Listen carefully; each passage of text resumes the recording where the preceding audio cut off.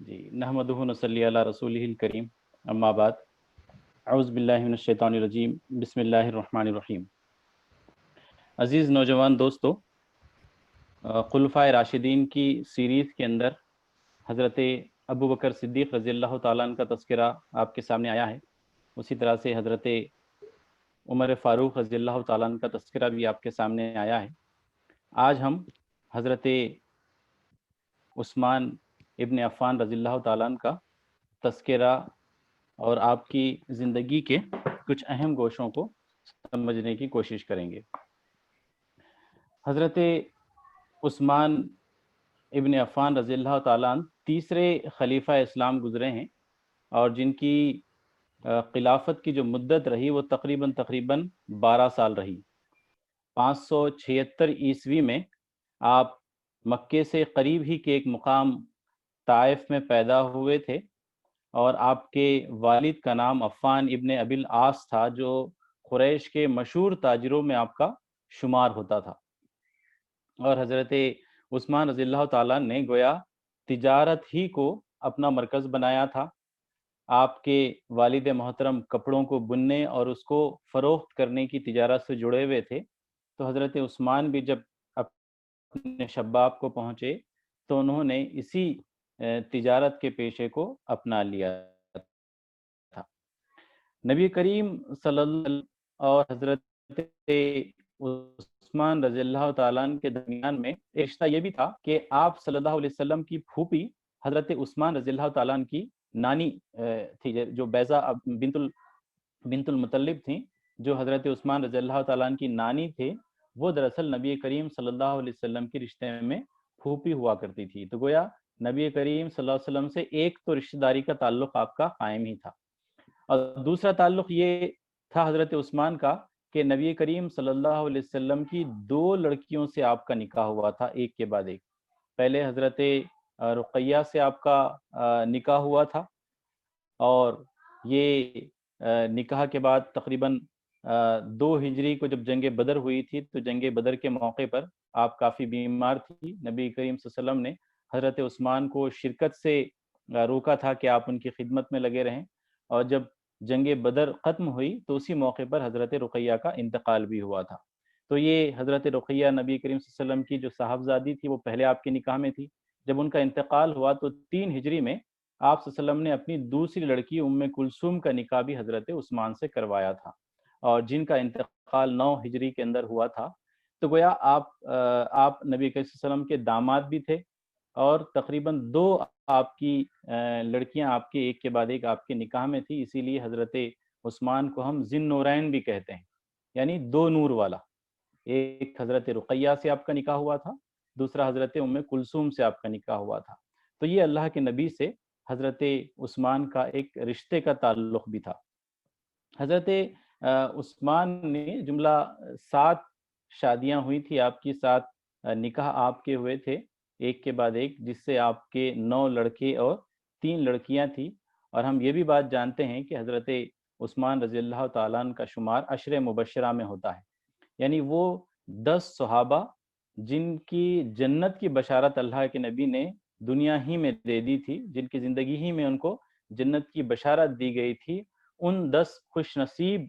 افراد کی فہرست کے اندر حضرت عثمان رضی اللہ تعالیٰ عنہ کا نام بھی ہم کو ملتا ہے۔ تو یہ ایک مختصر سا حضرت عثمان رضی اللہ تعالیٰ عنہ کا میں سمجھتا ہوں کہ تعارف ہے، جو ہمیں اپنے سامنے رکھنا چاہیے۔ حضرت عثمان رضی اللہ تعالیٰ عنہ ان کبار صحابہ میں آپ کا شمار ہوتا ہے جنہوں نے دعوت حق کو اس کے ابتدائی مرحلے کے اندر قبول کر لیا تھا۔ یعنی جب دعوت اسلام اپنے ابتدائی مرحلے کے اندر تھی، تو ابتدائی مرحلے کے اندر اسلام قبول کرنے والے لوگوں میں حضرت عثمان کا شمار ہوتا ہے۔ ویسے تو حضرت ابو بکر صدیق رضی اللہ تعالیٰ عنہ کی دعوت پر آپ نے اسلام کو قبول کیا تھا، لیکن ایک موقع پر نبی کریم صلی اللہ علیہ وسلم نے جب حضرت عثمان کو مخاطب کرتے ہوئے یہ کہا تھا کہ عثمان، اللہ کی جنت قبول کر، میں تیری اور تمام خلق کی ہدایت کے لیے مبعوث ہوا ہوں۔ جب یہ الفاظ نبی کریم صلی اللہ علیہ وسلم کی زبان سے نکلے حضرت عثمان کے لیے، تو آپ پر ان الفاظ کا ایسا اثر ہوا کہ فوراً ہی آپ نے اللہ کے نبی کے ہاتھ تھامے اور کلمہ شہادت بلند کیا۔ تو حضرت عثمان دراصل ابتدائی دور کے اندر اسلام قبول کرنے والے لوگوں کے اندر آپ کا شمار ہوتا ہے۔ یہ وہ دور تھا، ابتدائی دور، کہ جب اسلام کی دعوت کو قبول کرنا گویا آسان کام نہیں تھا، یعنی اسلام کی دعوت کو قبول کرنا اپنے لیے مصیبتوں کو دعوت دینا تھا، گویا گرم گرم انگاروں پہ چلنے کے مترادف تھا۔ تو ہم دیکھتے ہیں کہ جس طرح سے دیگر اصحاب اسلام قبول کرنے کی وجہ سے مصیبتوں کا شکار ہوئے، ویسے ہی حضرت عثمان رضی اللہ تعالیٰ عنہ پر بھی اسلام کا قبول کرنا گویا آسان نہیں تھا۔ آپ کے چچا حکم ابن ابو عاص بن امیہ تھے، جن کو جب اس بات کی خبر ہوئی کہ حضرت عثمان نے اسلام کو قبول کیا ہے، تو گویا انہوں نے ظلم کے پہاڑ آپ پر توڑے۔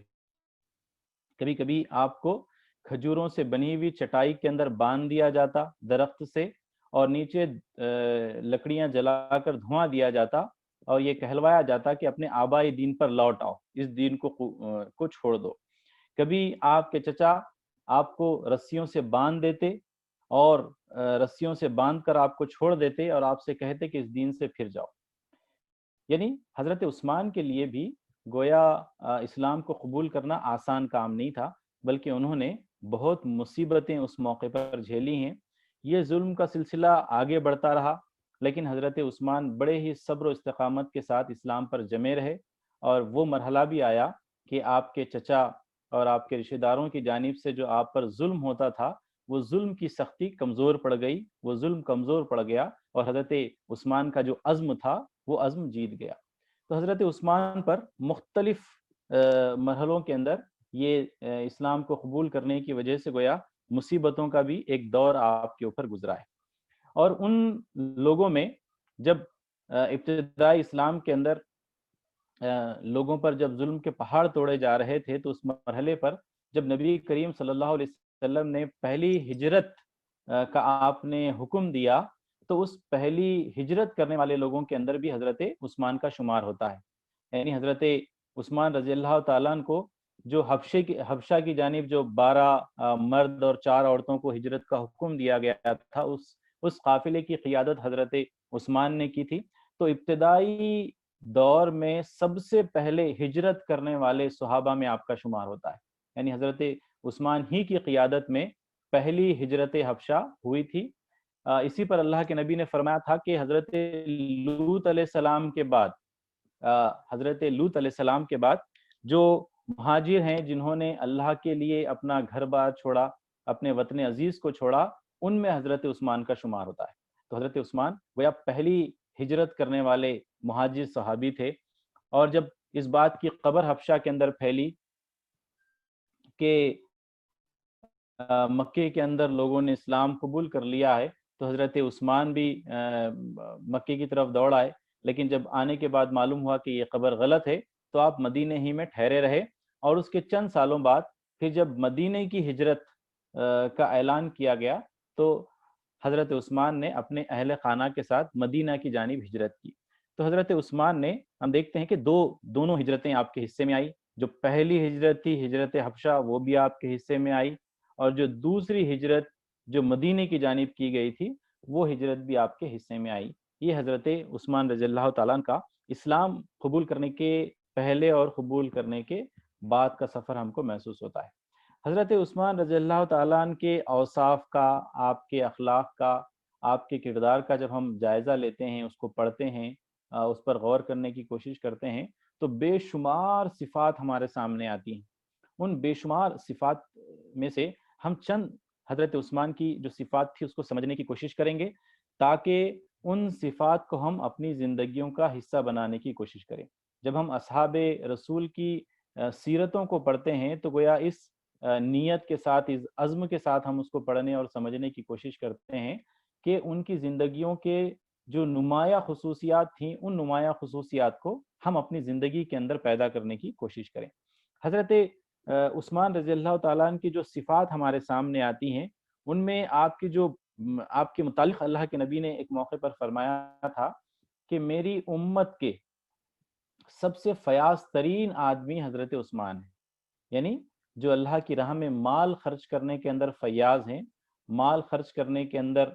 بے دریغ مال اللہ کی راہ میں خرچ کرتے ہیں، جس کو ہم فیاضی کہتے ہیں، تو میری امت میں سب سے زیادہ جو فیاض آدمی ہے وہ عثمان بن عفان رضی اللہ تعالیٰ عنہ۔ ایک موقع پر اللہ کے نبی نے حضرت عثمان کی شان میں یہ بات کہی۔ ایک اور موقع پر اللہ کے نبی نے فرمایا کہ عثمان میری امت میں سب سے زیادہ حیا والے آدمی، یعنی ایک طرف تو آپ سخی ہیں، تو دوسری طرف آپ کے متعلق کہا گیا کہ سب سے زیادہ حیا والے، بہت ہی حیادار حضرت عثمان کی شخصیت تھی۔ آپ نے دور اسلام سے پہلے جب آپ اپنے حالات کو اپنے ساتھیوں سے بیان کرتے تھے تو آپ یہ کہتے تھے کہ زمانے جاہلیت کے اندر بھی، یعنی جب میں اسلام کے اندر داخل نہیں ہوا تھا، جو زمانے جاہلیت کا دور تھا، اس دور کے اندر بھی میں نے اپنے جسم کو بغیر کپڑوں کے نہیں دیکھا۔ تو حضرت عثمان کی حیا کا اندازہ اس بات سے لگا سکتے ہیں کہ کبھی آپ نے عریاں حالت میں، ننگی حالت میں اپنے جسم کو نہیں دیکھا، آپ نے کبھی گانا نہیں گایا، کبھی اس طرح کی جو مشغولیتیں ہوتی تھی اس طرح کا جذبہ بھی میرے دل کے اندر پیدا نہیں ہوا۔ یہ خود حضرت عثمان کے الفاظ تھے۔ یعنی ایک موقع پر جب اللہ کے نبی خود اپنے ساتھیوں کے ساتھ بے تکلفی کے ساتھ بیٹھے ہوئے تھے، اور آپ کے جسم پر جو کپڑا موجود تھا، آپ کے پیروں پر جو کپڑا موجود تھا وہ تھوڑا سا ہٹا ہوا تھا۔ جب اللہ کے نبی کو یہ بات معلوم ہوئی کہ حضرت عثمان اس نشست کے اندر آنے والے ہیں اور وہ آ رہے تھے، تو فوراً ہی اللہ کے نبی نے اپنے کپڑے کو بھی ٹھیک کر لیا، جو تھوڑا سا ہٹا ہوا تھا اسے بھی آپ نے ٹھیک کر لیا۔ صحابہ نے اللہ کے نبی سے دریافت کیا کہ اے اللہ کے رسول، یہ کیا معاملہ تھا؟ تو اس موقع پر نبی کریم صلی اللہ علیہ وسلم نے فرمایا تھا کہ حضرت عثمان تو اس قدر حیادار ہیں کہ فرشتے بھی ان سے حیا کرتے ہیں، یعنی ان کی حیا کا معاملہ یہ ہے کہ فرشتے بھی ان سے حیا کرتے ہیں، تو گویا میں نے اس لیے اس عمل کو اختیار کیا۔ تو حضرت عثمان رضی اللہ تعالیٰ عنہ کی اخلاق و کردار اور اوصاف کے اندر ہم کو یہ بات محسوس ہوتی ہے کہ حیا کے معاملے میں وہ بہت ہی حساس ہوا کرتے تھے۔ انہوں نے کبھی اپنے ان کے جو غلام تھے، ان کے جو نوکر تھے، ان کے جو ارد گرد رہنے والے لوگ تھے، انہوں نے کئی موقعوں پر یہ بات کہی تھی کہ ہم نے حضرت عثمان کو کبھی بھی کم کپڑوں کے اندر یا اس طرح کی حالت کے اندر ہم نے حضرت عثمان کو نہیں دیکھا۔ تو یہ حیا کا معاملہ انتہائی نمایاں ہم کو حضرت عثمان رضی اللہ تعالیٰ عنہ کی زندگی کے اندر ہم کو ملتا ہے۔ جو دوسری نمایاں خصوصیت حضرت عثمان رضی اللہ تعالیٰ عنہ کی آپ کی سیرت کے اندر ملتی ہے، وہ آپ کی فیاضی، وہ آپ کی سخاوت کا معاملہ ہے۔ اللہ تعالیٰ نے آپ کو دولت سے مالا مال کیا تھا، آپ کے حصے میں تجارت آئی تھی، آپ نے اپنے والد سے تجارت کو سیکھا تھا، اور آپ کی تجارت اس قدر مشہور تھی کہ آپ مکے کے رئیس ترین لوگوں میں آپ کا شمار کیا جاتا تھا، مشہور ترین لوگوں میں آپ کا شمار کیا جاتا تھا۔ دولت کی فراوانی کا عالم تھا، دولت کی کوئی کمی حضرت عثمان کے پاس موجود نہیں تھی، لیکن حضرت عثمان نے اس دولت کو اسلام کی اشاعت کے اندر، اسلام کی مضبوطی کے اندر خرچ کیا تھا۔ بے دریغ آپ نے اپنی دولت کو اسلام کی خدمت کے اندر لٹایا تھا، اپنی دولت کو اسلام کے اندر لگایا تھا۔ بے شمار واقعات ہم کو حضرت عثمان کے اس موقع پر ہمارے سامنے آتے ہیں کہ جب آپ مکے سے ہجرت کر آپ جب مدینہ تشریف لے گئے تو وہاں آپ نے دیکھا کہ مدینے کے جو مسلمان ہیں ان کو پانی کی تکلیف ہے، پانی کی کمی ہے۔ ایک کنواں تھا جس کا نام تھا بئر روما، جب حضرت عثمان کو اس بات کی اطلاع ملی کہ ایک کنواں ہے جس کا مالک ایک یہودی ہے، تو فوراً ہی آپ نے اس یہودی سے اس کنویں کو، آدھے کنویں کو خریدا، 12,000 درہم دے کر آپ نے اس کنویں کو خریدا، اور درمیان میں معاملت یہ طے پائی کہ ایک دن حضرت عثمان اس کنویں سے پانی لیں گے اور دوسرے دن وہ یہودی اس کنویں سے پانی لے گا۔ حضرت عثمان کا جب دن آتا کنویں سے پانی لینے کا تو آپ تمام مسلمانوں سے کہتے کہ وہ اس کنویں سے اس دن پانی لے لیں۔ تمام مسلمان اس کنویں سے اس قدر پانی لے لیتے کہ 2 دنوں تک کے لیے پانی ان کے پاس جمع ہو جاتا۔ جب یہ خبر اس یہودی کو ہوئی تو اس نے دیکھا کہ حضرت عثمان کا معاملہ تو اس طرح سے ہے، تو یہ سودا میرے لیے فائدہ کا نہیں ہے، تو اس نے جو بچا ہوا نصف حصہ تھا اپنے حصے کا، اسے بھی حضرت عثمان کو فروخت کر دیا۔ حضرت عثمان نے 8,000 درہم کے اندر اس کنویں کو پوری طرح سے خرید لیا اور مسلمانوں کے لیے، عام مسلمانوں کے لیے اس کنویں کو وقف کر دیا۔ یعنی جو پانی کی بڑی تکلیف مدینہ کی تھی، اس بڑی تکلیف سے مدینہ کے مسلمانوں کو حضرت عثمان نے اپنی فیاضی کے ذریعے، اپنی ثقافت کے ذریعے ان کو آزادی دے دی۔ جب مسلمانوں کی تعداد بڑھنے لگی تو مسجد نبوی کا جو حصہ تھا وہ مسلمانوں کے لیے تنگ ہونے لگا، تو حضرت عثمان آگے آئے، انہوں نے مسجد نبوی کی توسیع کے لیے جو خرچ تھا وہ پورا کا پورا خرچ اپنی طرف سے ادا کیا، اور مسجد نبوی کی توسیع کے اندر اپنا ایک بہت بڑا رول حضرت عثمان نے انجام دیا۔ مختلف واقعات ہمارے سامنے آتے ہیں۔ تبوک کا وہ واقعہ جو شاندار واقعہ مسلمانوں پر ایک طرح سے تنگ دستی کا عالم ہے، جنگ کے لیے جو ساز و سامان کی ضرورت ہے اس ساز و سامان کی فراہمی کے لیے مشکل پیش آ رہی ہے، اس موقع پر جب اللہ کے نبی اپنے صحابہ کو ترغیب دے رہے تھے کہ اس جنگ کے لیے لوگ مال و اسباب کو جمع کروائیں، مال و اسباب کو فراہم کرنے کی کوششیں کریں، جب یہ خبر حضرت عثمان تک پہنچی تو اس موقع پر حضرت عثمان نے اس فوج کو جو تبوک کی طرف جانے والی تھی، اس فوج کی یعنی 1/3 فوج پر خرچ ہونے والا جو مال ہے وہ اپنے حصے میں لے لیا۔ یعنی 1/3 فوج، تقریباً 10,000 جو فوجی ہوں گے، ان کے جو جملہ اخراجات ہوں گے، وہ جملہ اخراجات کی ذمہ داری حضرت عثمان نے لی۔ اس فوج کی چھوٹی سے چھوٹی ضرورت اور بڑی سے بڑی ضرورت 1/3 فوج کی حضرت عثمان نے اس موقع پر فراہم کی، اور یہ کہا جاتا ہے کہ تقریباً 1000 اونٹ آپ نے فراہم کیے، 70 گھوڑے اس موقع پر آپ نے فراہم کیے، اور 1000 درہم رسد کی فراہمی کے لیے اس موقع پر حضرت عثمان نے نبی کریم صلی اللہ علیہ وسلم کی خدمت میں لا کر ڈال دیے۔ جب حضرت عثمان کی اس فیاضی کو، اس ثقافت کو نبی کریم صلی اللہ علیہ وسلم نے ثقافت کو دیکھا تو اس موقع پر اللہ کے نبی حضرت عثمان رضی اللہ تعالیٰ عنہ کے پاس سے آنے والے مال کے اندر ہاتھ ڈالتے، اسے اپنے ہاتھوں کے اندر لیتے اور یہ کہتے جاتے کہ اس کے بعد حضرت عثمان کے کسی کام پر اس کو کوئی نقصان ہونے والا نہیں، کوئی نقصان پہنچنے والا نہیں۔ یہ حضرت عثمان رضی اللہ تعالیٰ عنہ کی فیاضی تھی کہ نبی کریم صلی اللہ علیہ وسلم کو ہر موقع پر، چاہے وہ چھوٹی جنگیں غزوات ہوں کہ بڑی جنگیں غزوات ہوں، جس موقع پر اللہ کے نبی نے آواز دی، حضرت عثمان رضی اللہ تعالیٰ نے اس موقع پر لبیک کہا، اور جو کچھ کہا گیا اس سے زیادہ اللہ کی راہ میں خرچ کرنے کا مظاہرہ حضرت عثمان نے کیا۔ یہ عادت حضرت عثمان کی تھی کہ آپ یتیموں کا سہارا بننے کی کوشش کرتے، غریبوں کو سہارا دینے کی کوشش کرتے، اور کوئی جمعہ ایسی نہیں جاتی کہ جس دن آپ نے کسی غلام کو خرید کر آزاد نہ کیا ہو۔ اللہ نے جہاں بے شمار دولت دی، اور اس بے شمار دولت کو وہ اللہ ہی کی راہ میں بے شمار خرچ کرتے ہوئے ہم کو نظر آتے ہیں۔ وہ موقع بھی ہمارے سامنے رہے کہ حضرت عمر رضی اللہ تعالیٰ عنہ کا دور خلافت ہے۔ اس دور خلافت کے اندر جب قحط سالی مدینہ کے اندر ہوئی، اجناس کی کمی مدینہ کے اندر ہوئی، حضرت عمر رضی اللہ تعالیٰ عنہ خلیفہ ہیں، وہ اپنی عوام کو اجناس پہنچانے کے لیے، رسد پہنچانے کے لیے، غذا پہنچانے کے لیے دوڑ دھوپ کر رہے ہیں۔ جہاں کہیں سے کوئی چیز مل جاتی اسے خرید کر لوگوں میں بانٹنے کی وہ کوشش کر رہے تھے۔ اس موقع پر جو مدینہ کے اندر موجود بیوپاری تھے، تجارت کرنے والے لوگ تھے، اس موقع سے وہ فائدہ اٹھا رہے تھے کہ اس موقع پر جہاں لوگوں کے پاس کھانے کے لیے کھانا موجود نہیں ہے، اجناس موجود نہیں ہے، اس موقع پر تو ہم زیادہ قیمتوں پر چیزوں کو بیچ سکتے ہیں۔ تو یہ عالم اس موقع پر مدینہ کا تھا۔ اس موقع پر جبکہ پورے مدینہ کے اندر قحط کا عالم تھا اور چیزوں کی قیمتیں بہت بڑھی ہوئی تھی، لوگ بہت زیادہ قیمت میں لوگوں کو اجناس فروخت کر رہے تھے، حضرت عمر پریشان تھے۔ اس وقت حضرت عمر نے دیکھا کہ ایک اونٹ جس پر بہت بڑی تعداد میں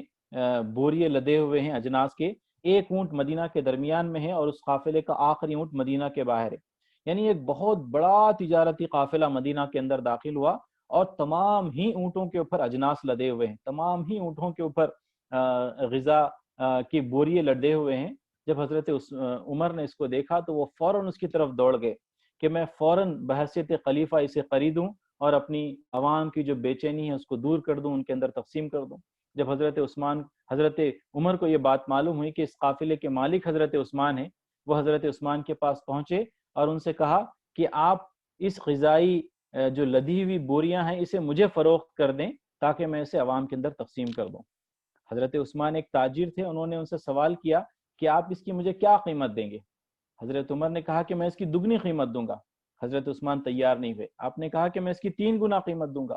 اس کے لیے بھی حضرت عثمان تیار نہیں ہوئے، اور اس موقع پر حضرت عمر نے بڑی مایوسی کے ساتھ کہا کہ اس سے زیادہ میں قیمت ادا نہیں کر سکتا، اور حضرت عمر وہاں سے چلے گئے کہ میں یہ سودا نہیں کر پایا۔ اور تھوڑی سی دور جب حضرت عمر جا کر ٹھہرے تو آپ دیکھتے ہیں کہ لوگ اپنی پیٹوں پر اجناس کے بوریے ڈالے ہوئے دوڑ رہے ہیں، ایک کے پیچھے ایک دوڑ رہے ہیں۔ حضرت عمر نے سمجھا کہ شاید مدینہ کا کوئی اور تاجر ہوگا جس نے حضرت عثمان سے یہ چیزیں خرید لی ہیں اور وہ اب اسے بیچ رہا ہے۔ حضرت عثمان حضرت عمر رضی اللہ تعالیٰ عنہ کے پاس آئے، خلیفہ رسول کے پاس آئے اور ان سے کہا کہ اے عمر، تم جو قیمت مجھے دینے والے تھے وہ کتنی تھی؟ وہ 1 گنا، 2 گنا، 3 گنا قیمت تھی۔ اگر میں تم سے تجارت کرتا تو مجھے 3 گنا فائدہ ہوتا، اور ایک تجارت میں نے اپنے خدا سے کی ہے، ایک سودا میں نے اپنے رب سے کیا ہے۔ اب بتاؤ کون سا سودا میں نے فائدے کا کیا ہے؟ یعنی ایک تجارت میں تم سے کرتا سودا جس کی مجھے 3 گنا قیمت ملتی، اب یہ سودا میں نے اپنے رب سے کیا ہے اور ان تمام اجناس کی بوریوں میں لوگوں کے اندر تقسیم کر دیا ہے۔ یعنی اس پورے کے پورے قافلے کے اندر جتنے اجناس کی بوریاں تھیں، ان تمام اجناس کی بوریوں کو حضرت عثمان نے ان مدینے کے لوگوں کے اندر تقسیم کر دیا تھا۔ یہ حضرت عثمان کی سخاوت تھی، یہ حضرت عثمان کی فیاضی تھی کہ نازک موقعوں پر انہوں نے اپنی دولت کے ذریعے اسلام کی مدد کی، مسلمانوں کی مدد کی، انسانوں کی مدد کی۔ یہ حضرت عثمان کی ثقافت کا عالم تھا۔ اور جو پوری کی پوری دور خلافت آپ کا گزرا ہے، اس پوری خلافت کے اندر آپ نے کبھی بیت المال سے اپنے لیے کوئی معاوضہ نہیں لیا، کوئی آپ نے وہاں سے ایک حبہ بھی، ایک دینار بھی اپنے لیے نہیں لیا، بلکہ جو اپنے حصے کی رقم بیت المال کے اندر تھی وہ تمام کی تمام بھی عام مسلمانوں کے آپ نے حوالے کر دی تھی۔ یہ حضرت عثمان کی ثقافت اور فیاضی کی ہم کو مثالیں آپ کی سیرت کے اندر ہم کو ملتی ہیں۔ ایک تیسری نمایاں خصوصیت حضرت عثمان کی آپ کی فہم و فراست کا عالم تھا۔ یعنی حضرت ابو بکر صدیق رضی اللہ تعالیٰ عنہ کے دور خلافت کے اندر، حضرت عمر رضی اللہ تعالیٰ عنہ کے دور خلافت کے اندر جو بڑے بڑے مسائل، جو بڑے بڑے معاملات دور خلافت کے اندر آتے، دربار خلافت کے اندر آتے، دونوں ہی خلیفہ کا معاملہ یہ تھا کہ آپ بڑے اہم مشوروں کے اندر حضرت عثمان کو شامل کرواتے تھے۔ آپ کی علم سے، آپ کی فہم سے، آپ کی فراست سے دو حضرت ابو بکر صدیق اور حضرت عمر رضی اللہ تعالیٰ بڑے واقف تھے۔ تو جتنے بڑے بڑے فیصلے اس وقت دربار خلافت کے اندر ہوتے، ان تمام فیصلوں کے اندر حضرت عثمان رضی اللہ تعالیٰ شامل تھے۔ حضرت ابو بکر صدیق رضی اللہ تعالیٰ کے تو گویا وہ ایک طرح سے پرائیویٹ سیکریٹری تھے کہ آپ کے تمام معاملات حضرت عثمان ہی سے ہو کر گزرتے تھے، تمام معاملات حضرت عثمان رضی اللہ تعالیٰ کے علم میں آیا کرتے تھے۔ جب حضرت ابو بکر صدیق رضی اللہ تعالیٰ پر بیماری کا اثر زیادہ ہوا اور گویا آپ بالکل اپنے آخری ایام کے اندر ہیں، اور ان آخری ایام کے اندر جب آپ اپنی وصیت لکھوا رہے تھے جو تقریباً آخری وصیت تھی، تو اس آخری وصیت کے اندر جو نئے خلیفہ کے تقرر کے تعلق سے آپ لکھ رہے تھے، تو جب آپ نے تحریر لکھوانی شروع کی، تحریر کو حضرت عثمان لکھ رہے تھے، لیکن جب آپ تحریر کے اس نقطے پر آئے کہ کسی فرد کا نام لیں آئندہ کی خلافت کے لیے، تو اس موقع پر آپ پر غشی طاری ہوئی اور حضرت ابوبکر صدیق بے ہوش ہو گئے۔ حضرت عثمان رضی اللہ تعالیٰ نے محسوس کیا کہ اگر حضرت ابوبکر صدیق کی اسی حالت کے اندر اگر موت واقع ہو جائے تو گویا آپ کی وصیت ادھوری ہو جائے گی اور امت کے اندر فتنہ پیدا ہو جائے گا کہ نئے خلیفہ کس کو مقرر کیا جائے۔ تو فوراً ہی آپ نے اپنی طرف سے جو خالی جگہ موجود تھی، اس خالی جگہ کے اندر حضرت عمر فاروق رضی اللہ تعالیٰ عنہ کا نام حضرت عثمان رضی اللہ تعالیٰ نے لکھا۔ یہ حضرت عثمان کی فہم و فراست تھی۔ جب حضرت ابوبکر صدیق اس حالت سے واپس آئے، جب وہ ہوش میں آئے، تو انہوں نے حضرت عثمان سے پوچھا کہ وصیت کا وہ حصہ جو رہ گیا تھا جہاں نام لکھنا تھا، اس حصے کو پڑھ کر سناؤ۔ جب حضرت عثمان رضی اللہ تعالیٰ نے اس وصیت کو پڑھ کر سنایا اور خلیفہ کے لیے آپ نے جب حضرت عمر فاروق رضی اللہ تعالیٰ عنہ کے نام کا تذکرہ کیا، تو حضرت ابو بکر صدیق رضی اللہ تعالیٰ عنہ بے انتہا خوش ہوئے۔ یعنی کہ جو چیز ان کے ذہن کے اندر تھی، گویا اسی چیز کو حضرت عثمان نے اپنے قلم کے ذریعے آپ نے لکھ دیا تھا۔ یہ حضرت عثمان رضی اللہ تعالیٰ عنہ کی فراست تھی کہ آپ چیزوں کو بڑے ہی بہترین انداز میں آپ سمجھتے تھے۔ حضرت عمر فاروق رضی اللہ تعالیٰ عنہ کے دور کے اندر گویا جب آپ نے دارالافتاء قائم کیا کہ فتویٰ دینا، اسلامی معاملات کے اوپر رائے دینا گویا ہر فرد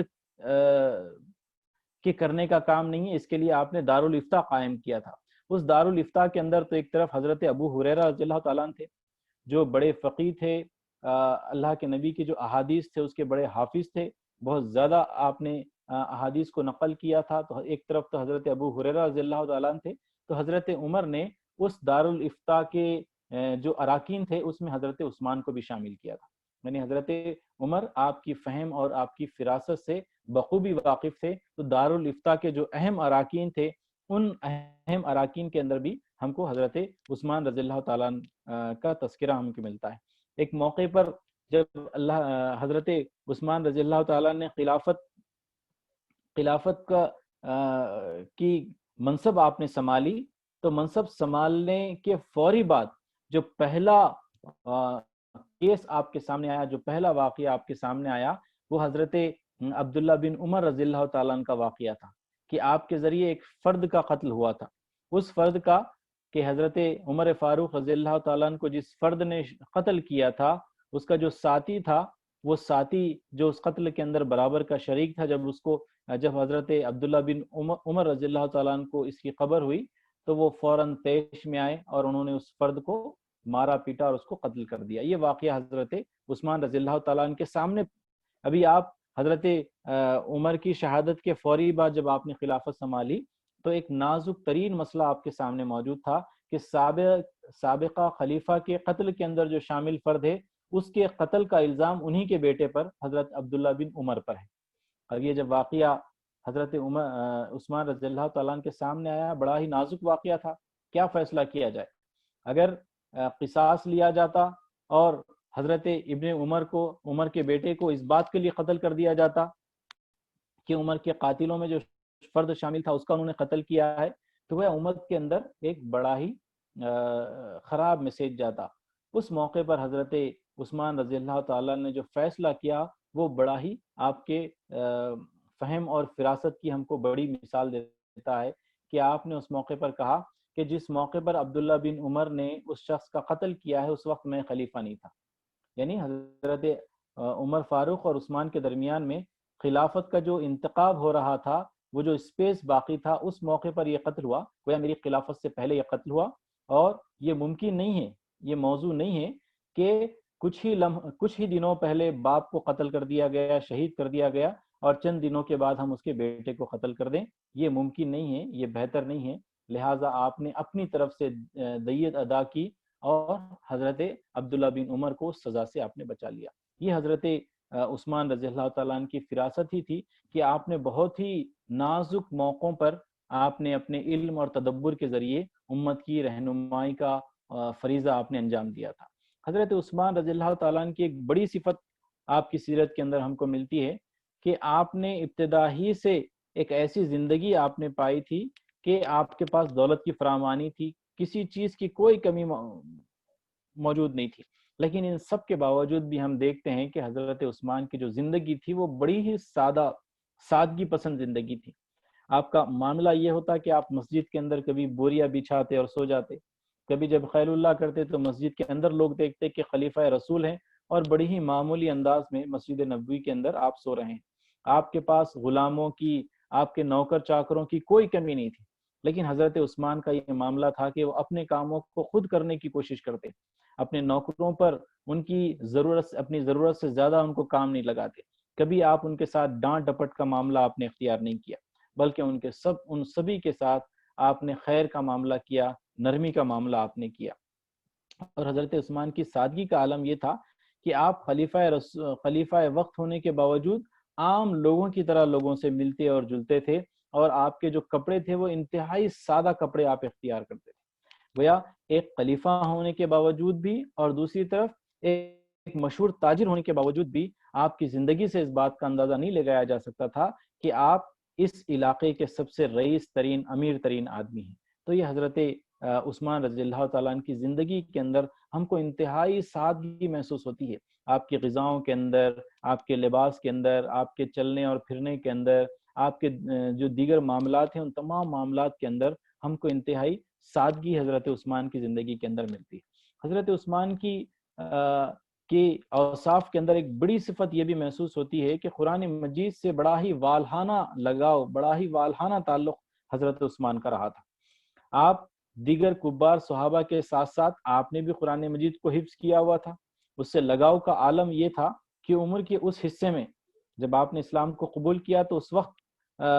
حضرت عثمان کی عمر تقریباً 36 اور 38 سال کے درمیان تھی. یعنی عمر کے اس حصے میں آپ نے قرآن مجید کو حفظ کیا تھا. یعنی قرآن سے شغف کا عالم یہ تھا کہ اس عمر کے اندر جہاں پر انسان کے لیے حفظ کرنا، چیزوں کو یاد کرنا انتہائی مشکل ہوتا تھا، حضرت عثمان رضی اللہ تعالیٰ عنہ کا قرآن سے شغف کا معاملہ، تعلق کا معاملہ یہ تھا کہ آپ نے اس عمر کے اندر تقریباً جو قرآن 23 سال نازل ہوتا رہا، تو تقریباً وہ جو پورا 20 سال کا دور تھا، اس عمر کے 40 اور 60 سال کے درمیان کی جو عمر تھی، اس عمر کے اندر حضرت عثمان رضی اللہ تعالیٰ نے قرآن مجید کو حفظ کیا تھا، اس کو یاد کیا تھا. قرآن مجید کی شان نزول کا معاملہ ہو یا قرآن مجید کی آیات کے ساتھ استدلال کا معاملہ ہو، قرآن مجید کی پر غور و فکر کا معاملہ ہو، حضرت عثمان رضی اللہ تعالیٰ عنہ کی زندگی کے اندر ہم کو یہ چیزیں واضح انداز میں ملتی ہیں کہ وہ ایک بہت بڑے عالم کی حیثیت میں، ایک بہت بڑے فقیہ کی حیثیت میں ہمارے سامنے آتے ہیں. وہیں حضرت عثمان رضی اللہ تعالیٰ عنہ سے قرآن سے شغف کا معاملہ یہ تھا کہ آپ نے عہد نبوت کے اندر ایک مصحف بھی آپ نے جمع کروایا تھا. یعنی آپ نے اپنے طور پر بھی قرآن مجید کو جمع کرنے کی، اس کو ذخیرہ کرنے کی آپ نے کوشش کی تھی. قرآن سے شغف کا معاملہ یہ تھا کہ جس وقت آپ کو شہید کیا گیا تھا، اس وقت بھی حضرت عثمان قرآن مجید کی تلاوت کے اندر مصروف تھے. یعنی قرآن سے تعلق کی معاملہ یہ تھا کہ جب آپ کی خلافت کے دوسرے حصے میں تقریباً